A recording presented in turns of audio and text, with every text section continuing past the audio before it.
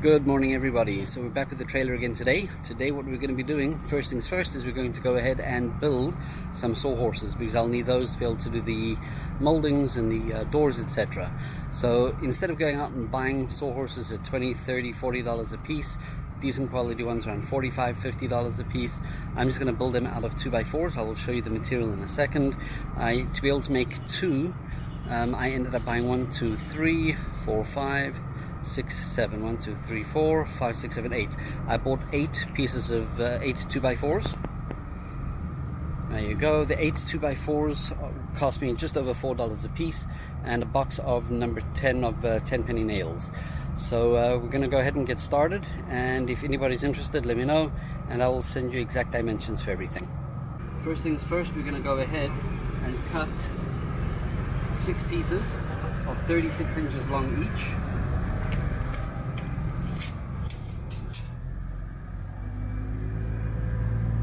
One little trick, if I may, come closer with the camera.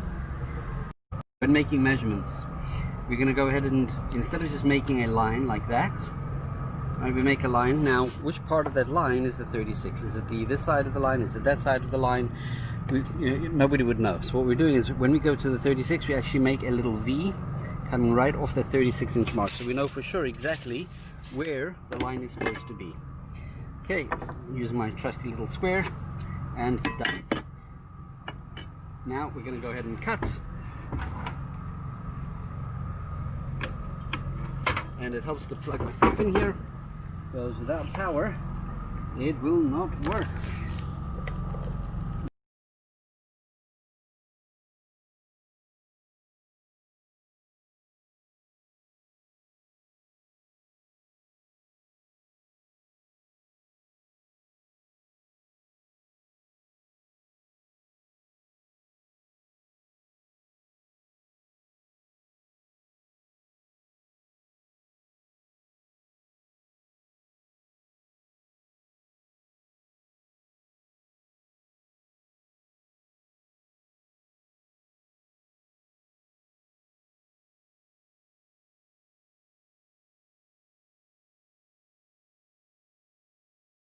Okay, next thing we're going to do is make the legs. Now I want to be able to have it at a height that's comfortable to be able to work, and for the average countertop height is 36 inches, but once you add tools on, it makes it a little bit more difficult to work. So I actually want mine at around 32 inches in height, but what I'm going to end up doing is cutting them to 36 again, so I need 4 more for the legs per sawhorse. I need 4 legs per sawhorse. I have to cut 8 more, and then we have all the material cut, and we can go ahead and get started.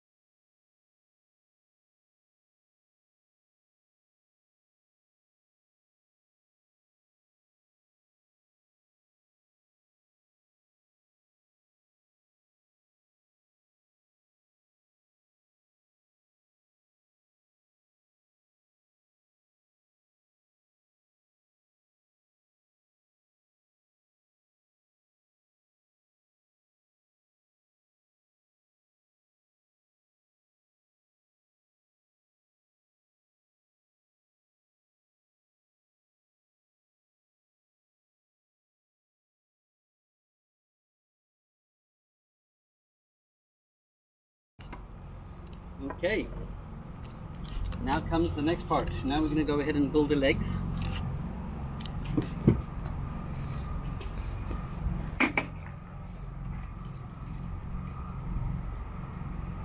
And this is the reason you need a sawhorse, so you can actually work on something, but in this case I'm going to be working on my hands on the ground.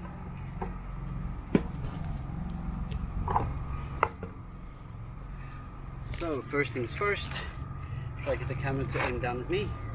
First things first, I'm going to go ahead, open up the box of nails,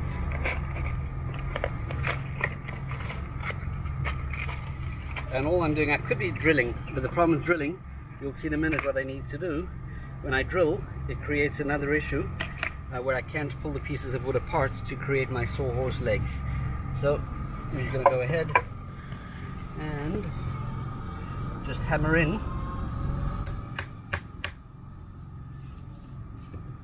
Try to keep it straight if you can. It makes a big difference. While I'm putting in our 3 screws.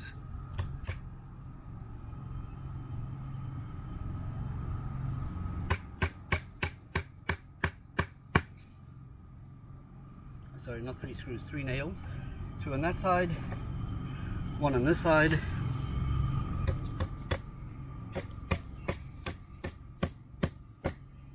And this is almost leg set number 1. We'll get to the rest of those in a minute. Let me go ahead and now build the next set of legs.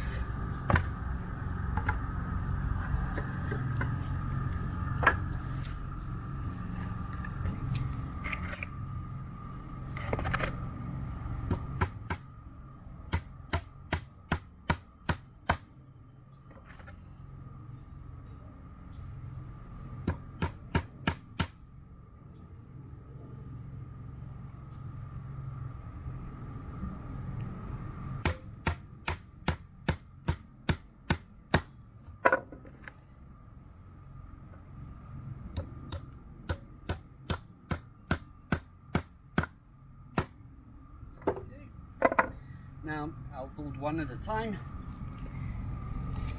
There we go.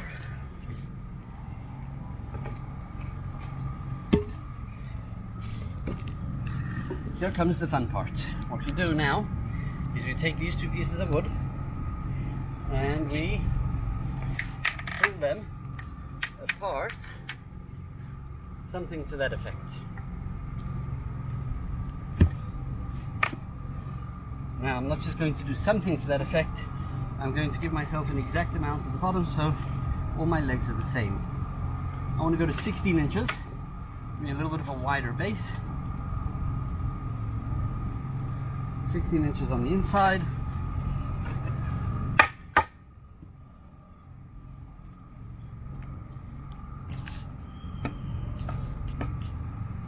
Okay, now we take this and we hammer it into place.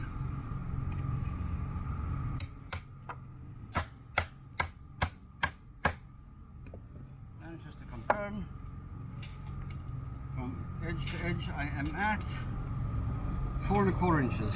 So we shall do the same thing here. 4 1/4 inches to there, and again confirm that I'm 16 inches apart. And 4 1/4 to the inside. There you go.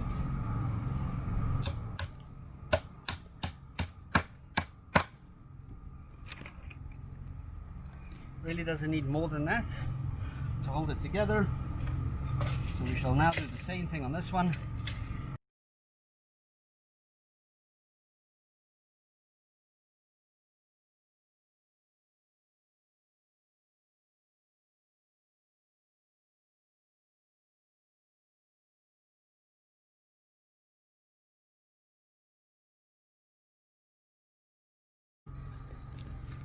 We take one of these pieces, take another one, and we're going to go ahead and nail that piece onto this piece. So for this we're going to do 3 nails.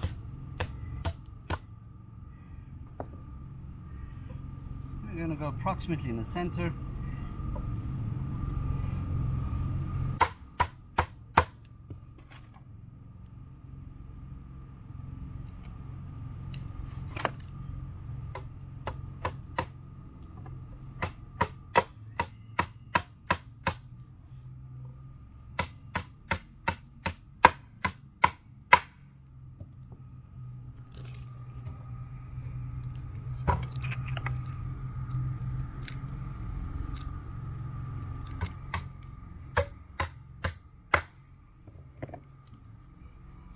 Now we put this on top here, and we shall put some nails in that end. In this case you're going to be using 4 nails, 2 on each end.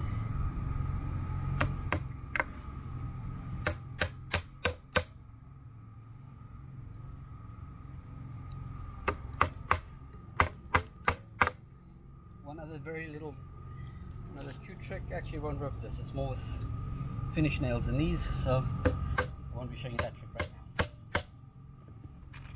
One way to use a nail that it doesn't split the wood. If anybody's interested, I can show them at a later time.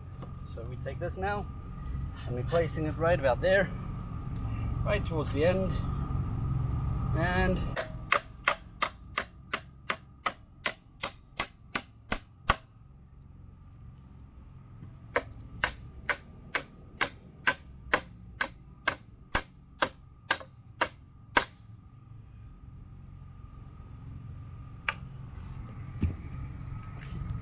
then we do the same thing on the other one.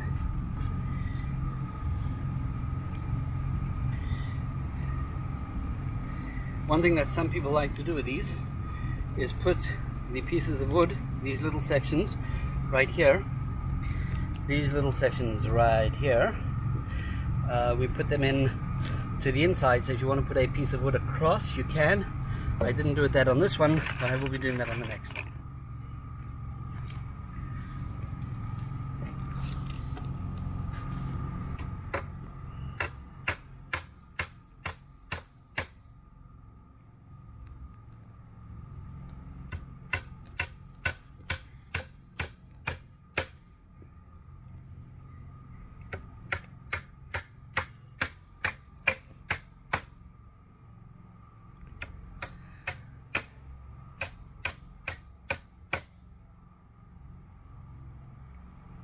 And then one last thing to do,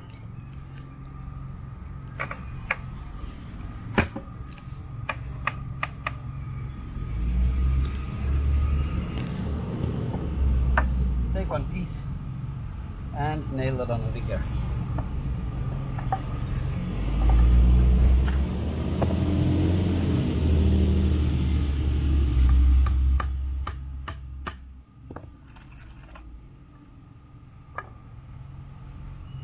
This is to stabilize the legs, make sure that they don't widen out.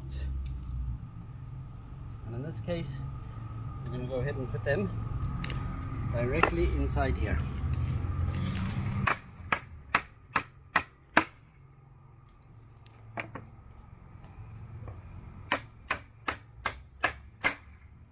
And sawhorse number 1 is done.